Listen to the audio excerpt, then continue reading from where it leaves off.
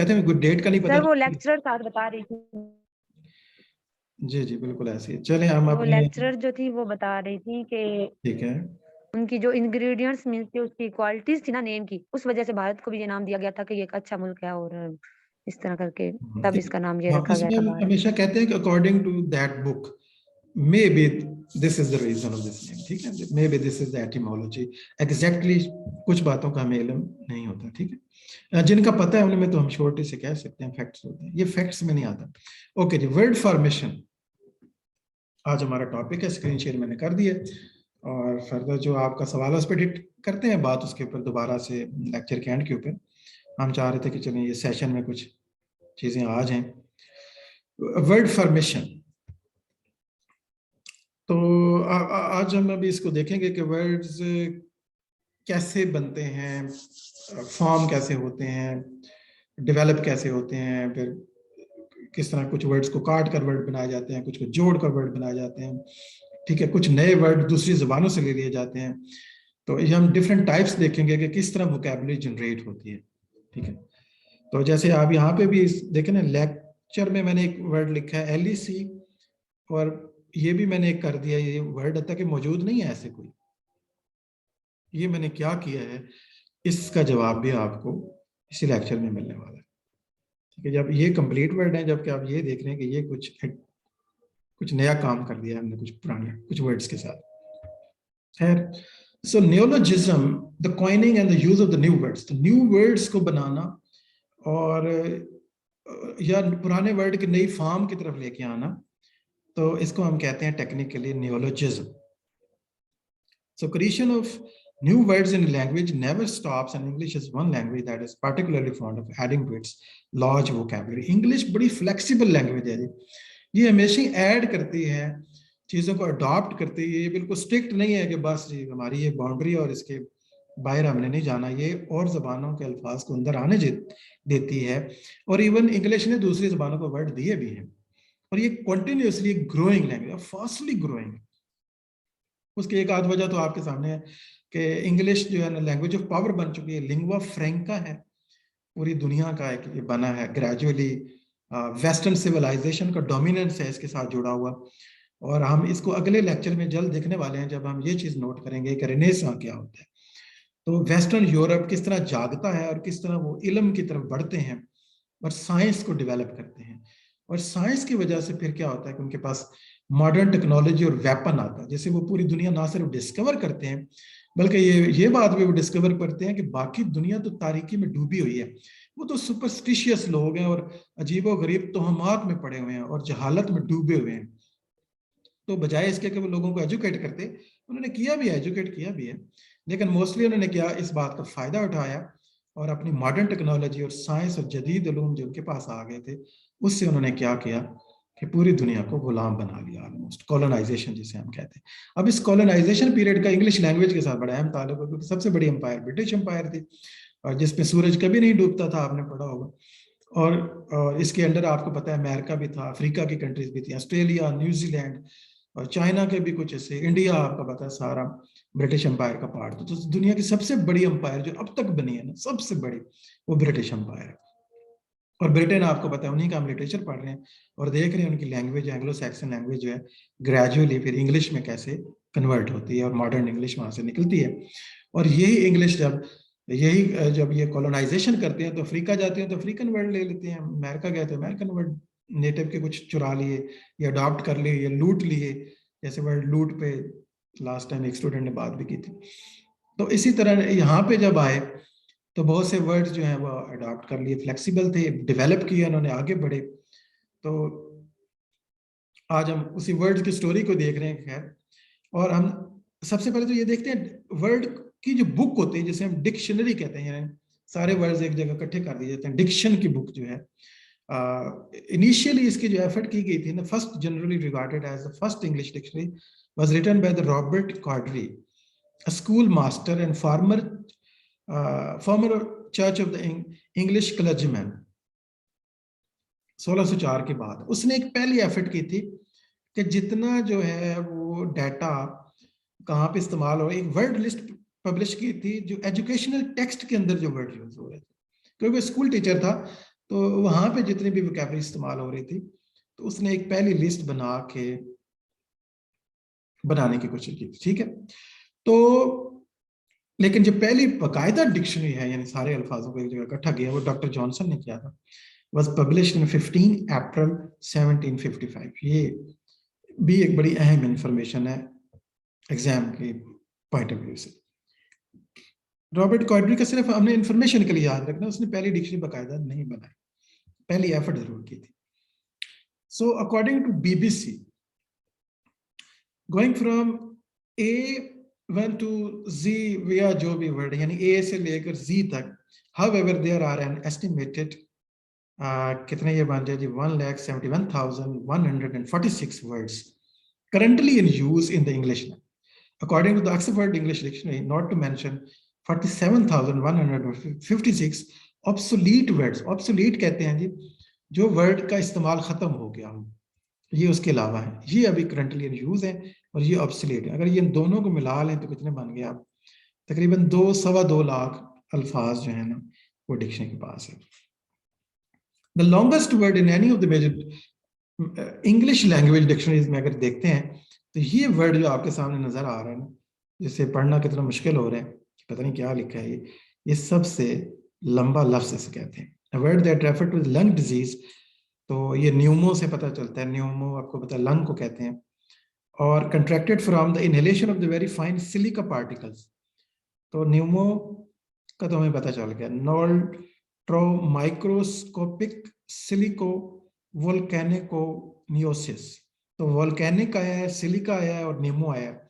इन words, नीमो मतलब lungs और silica वो एक पार्टिकल है, एक जो है एक किस्म का क्या एलिमेंट है, और वोल्केनो आपको पता है आतिश फिशाओं वाला, जो medically it is the same as silicosis. तो एक बीमारी है, शायद काफी लेंथी एक नाम है, जैसे सबसे लंबा लफ्ज समझा जाता है, ये एमसीक्यू में नहीं आएगा, जस्ट आपके जस्ट जानने के लिए है। सो एटिमोलॉजी क्या है? Is the study of the origin and the history of a word is known as its etymology, ठीक है। जब हम किसी वर्ड की तारीख को देखते हैं कि वर्ड ये कहाँ से आया, इसका ओरिजिन क्या है, किस लैंग्वेज से आया, कब आया, और कितने स्पेलिंग चेंज करता हुआ और प्रोनाउंसिएशन चेंज करता हुआ हमारे पास पहुंचा है, तो उसे हम एटिमोलॉजी यानी वर्ड हिस्ट्री जो है।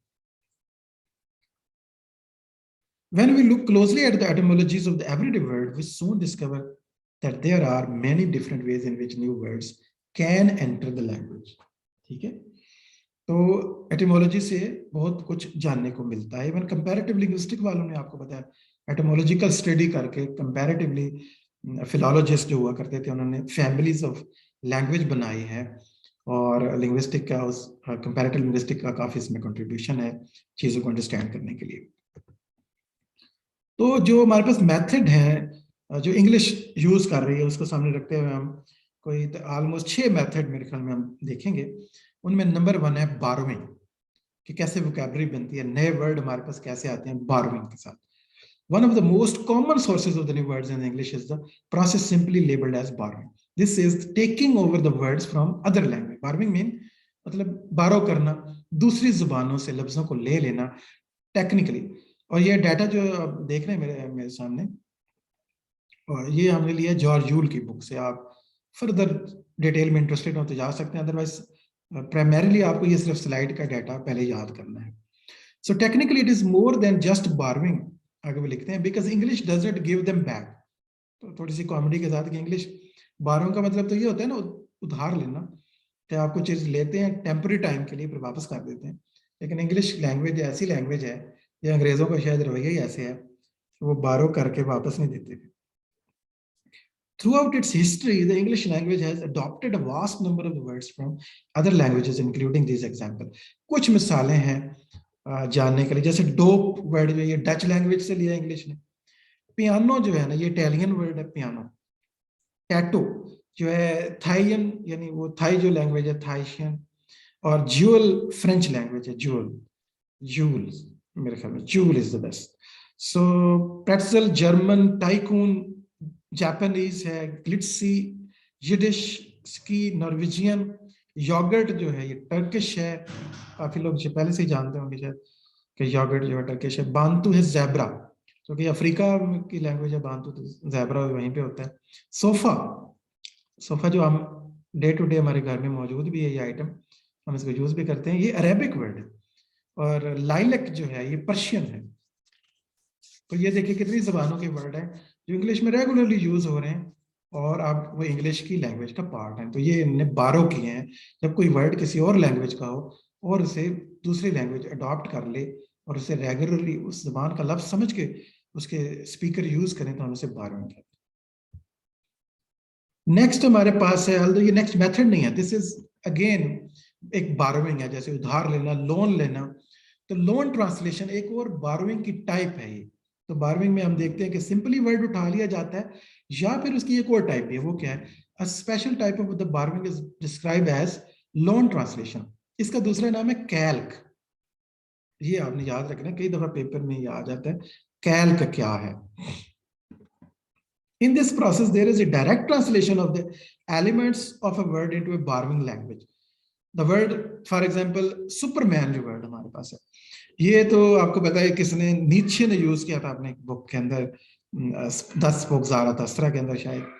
तो is thought to be a long translation of the German, जो कोई जर्मन लैंग्वेज उसने बुक लिखी थी, यूबरमेंश, अराउंड अबाउट, अगर इसकी प्रोनाउंसिएशन हम सही कर रहे हैं तो यूबरमेंश उसने वर्ड यूज किया था। तो इंग्लिश में क्या इसको यूज किया गया, नॉट एज ए ह्यूबरमेंश अगर यूज किया जाता तो हम ये कहते हैं कि ये बारोइंग है एग्जैक्टली। लेकिन इनको इसको क्या कर दिया कि ट्रांसलेशन इसकी यूज की गई, सुपरमैन। ऐसा कोई वर्ड पहले इंग्लिश में नहीं था सुपरमैन, तो एक नया वर्ड आ गया, तो हम इसको कहते हैं कि ये लोन ट्रांसलेशन या कैल्क है। इस प्रोसेस को कैल्क कहेंगे। अच्छा जी, सेकंड मेथड जो है वो कंपाउंडिंग। तो समटाइम क्या होता है कि दो वर्ड, सेपरेट वर्ड्स को ज्वाइन करके न्यू वर्ड बना दिया जाता है, यानी बाहर से नहीं लिया जाता किसी लैंग्वेज से, बल्कि पहले से मौजूद वर्ड्स जो हैं, दो वर्ड्स को जोड़ के एक नया वर्ड बनाया जाता है। इसको हम कंपाउंडिंग कहते हैं। ये भी बड़ा कॉमन है इंग्लिश में और जर्मन लैंग्वेजेस के अंदर। तो जो अगर इसकी मिसाल आपको मैं आपके सामने रखूं तो ये बोल्ड फॉर्म में आपको नजर आ रहा है, देखिएगा, बुक केस, बुक और केस को मिलाया, अब न्यू वर्ड फॉर्म हो गया बुक केस। डोर नॉब, ठीक है, फिंगरप्रिंट, सनबर्न, टेक्स्ट बुक, हम यूज करते हैं टेक्स्ट बुक, वॉलपेपर, ठीक है, और waste basket and water bat. So अगर इन मिसालों में हम देखते हैं कि noun, but we can also create compound adjective, जैसे गुड लुकिंग, लो पेड, और इवन हम नाउन और एडजेक्टिव को भी मिक्स करके बनाते हैं या बने हुए हैं ऐसे वर्ड। फॉर एग्जांपल फास्ट जो एडजेक्टिव है, तो एक नाउन जो है फूड, उसके साथ मिला के एक नया वर्ड आजकल यूज हो रहा है, फास्ट फूड। और एक और भी है फुल टाइम जॉब। तो word full time, fast food जो है नाउन और एडजेक्टिव दोनों के मिलने से बना। तो बहरहाल समझने वाली बात यह कि कंपाउंडिंग है क्या, कंपाउंडिंग है दो वर्ड्स को जोड़ के कोई नया वर्ड बनाना। तो आपके सामने अगर कोई ऐसा वर्ड रखा जाए तो आपने समझ जाना है कि ये दो वर्ड हैं जिनको जोड़ के बनाया गया। ब्लेंडिंग है जो उसके बाद हमारा अदर टाइप तो नहीं है एक्चुअली, ये कंपाउंडिंग की एक टाइप है ब्लेंडिंग, ठीक है, हर टाइप की सब टाइप भी है, तो ये कंपाउंडिंग की एक सब टाइप है blending. The combination of the two separate forms to produce a single new term is also present in the process blending. However, in blending, we typically take only the beginning of the one word and join it to the end of the another word. फर्क ये है compounding और blending के अंदर, है ये भी हम दो वर्ड को जोड़ रहे हैं, लेकिन ब्लेंडिंग इसकी एक थोड़ी सी उसमें वैरायटी है। वो क्या है कि जैसे आप स्मोक और फॉग को मिक्स करके एक नया वर्ड बनाते हैं स्मॉग, ठीक है, तो इसमें दोनों की खसूसियात हैं। पहला हिस्सा एक का ले लिया गया है और आखिरी ओ जी जो है वो दूसरे वर्ड का ले लिया गया, सम पहले वर्ड से ले लिया गया स्मॉग। इस तरह स्मेज है, स्मोक और हेज को मिला के, स्मर्क है जैसे स्मोक और मर्क को मिला के, आगे एक और देखे बिट है जी, बाइनरी और डिजिट को मिला के कंप्यूटर में वर्ड इस्तेमाल होता है ना बिट, बल्कि आप भी डाटा बाय करते हैं तो आपको पता ही है बिट क्या।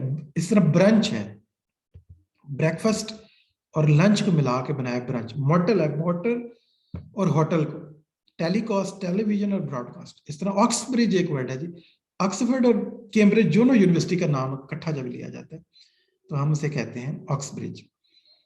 यहाँ पे एक सवाल भी है, अगर आपको पता है तो आप में से कोई ये बताना चाहे तो बता सकते हैं at the end of the class, कि अगर कोई टीचर ऑक्सफोर्ड में भी पढ़ा रहा हो और कैम्ब्रिज में भी पढ़ा रहा हो तो उसके लिए खास लफ्ज़ इस्तेमाल किया जाता है लंदन के अंदर, वो आप बताएंगे। इंग्लिश अंग्रेज जो है उसके लिए खास वर्ड यूज करते हैं।